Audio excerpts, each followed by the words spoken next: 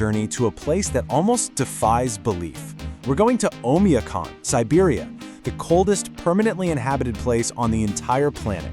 This is a land of extremes so intense it's hard to even wrap your head around it. Here, survival isn't just an idea, it's a constant moment-to-moment reality. So let's find out what it really takes to live there. Let's just start with a number that tells you pretty much everything you need to know. Minus 71.2 degrees Celsius. That's minus 96 degrees Fahrenheit. That is the record low temperature here. It's a cold so deep, so profound, that the very air you breathe can literally turn against you. And this statement says it all. It's the brutal, simple truth of Oymyakon. Standing still is a death sentence. The cold isn't just a condition, it's an active predator. Think about it. If an animal gets caught in a trap, it's not the trap that kills it, it's the cold, creeping in the second it stops moving, freezing it solid. And the danger is unbelievably fast. I mean, the person who filmed this documentary, he felt it firsthand. After only 15 minutes outside, his nose went completely white. That's the first stage of frostbite. The cells inside were literally crystallizing and starting to die. Another 5 minutes, and that damage would have been permanent. The cold attacks you that quickly. So what does it actually feel like to just exist in this kind of environment? Well, welcome to the cold pole. Let's talk about what it feels like to live at 60 degrees below zero. The sensations are just bizarre and honestly painful. Imagine your own breath freezing into tiny ice crystals the moment it leaves your mouth, making the sound like rustling dry grass. The hairs inside your nose freeze instantly and prick you every time you take a breath. Your eyelashes, they're coated in ice in seconds. And the air is so incredibly dry, it can trigger these uncontrollable coughing fits. Any little bit of exposed skin doesn't just feel cold, it feels like it's burning. Okay, in a place this hostile, your house isn't just the house, it's your life support system. But how on earth do you build anything when the very ground you're standing on is frozen solid for hundreds of meters deep? The key to understanding everything about this place is one word: permafrost. The ground isn't just frozen on the surface, it's frozen solid, all year round for hundreds of meters down. And that changes everything. You can't dig regular foundations. You can't run water or sewer pipes underground. They just freeze and burst in an instant. So what's the solution? Well, you basically build an engineered fortress. The walls of a typical home here are incredibly complex. Just look at this breakdown. You've got 7 different layers: wood, basalt, wool, plaster, foam, all working together as one massive barrier designed to do one single thing: keep that lethal cold out. And it goes way beyond the walls. The entire house is a survival machine. There's a single coal boiler that runs non-stop 24/7 because if that thing fails, everyone is in serious danger. The windows are all triple glazed. They even pack the attics with sawdust and soil for extra insulation. And every home has this unheated entrance room that acts like an airlock to the cold. And, pretty cleverly, it doubles as a giant freezer. All right, so you've managed to build a shelter. But now, what do you eat?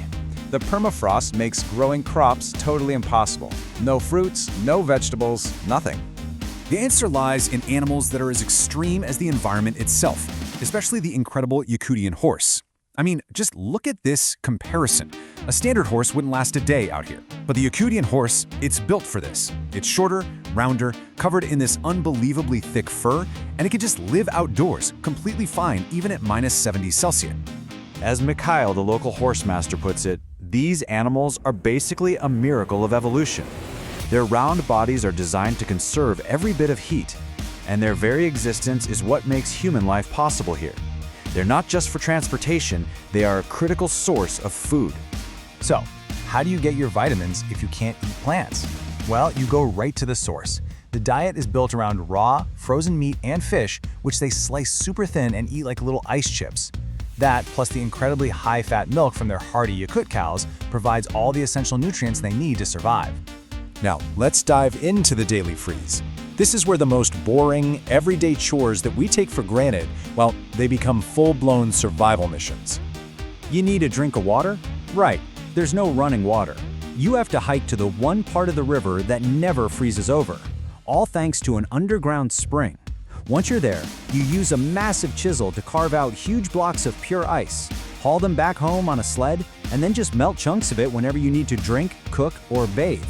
It's an exhausting amount of work for the most basic thing. And this right here really puts their definition of normal into perspective. On the day this was filmed, it was minus 51 Celsius, and school was open. Kids just bundle up and walk to class like it's no big deal. School only closes if the temperature drops below minus 55. That's their version of a snow day. And think about the constant, violent swings in temperature they experience.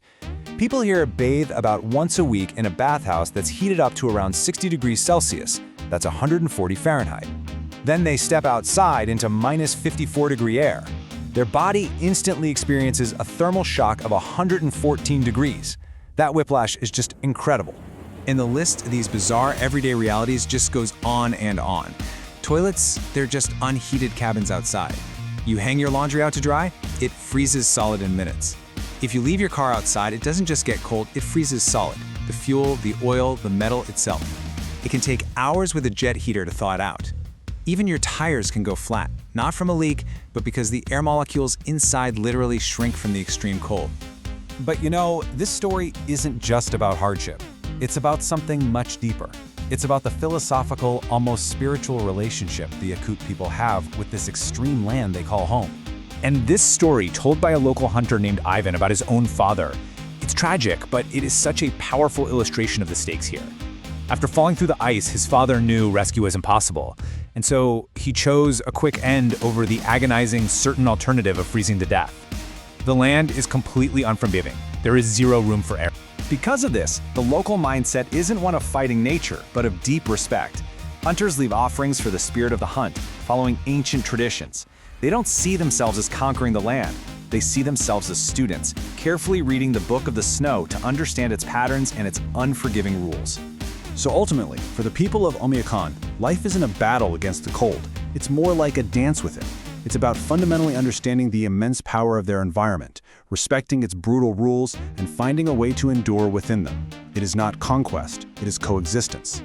Which really leaves us with one final big question to think about. In a place where every single day involves a conscious, difficult effort just to stay alive, where the margin for error is absolutely zero, what does it truly mean to live? It's a question that really makes you challenge your own ideas about comfort, resilience, and what it means to be happy.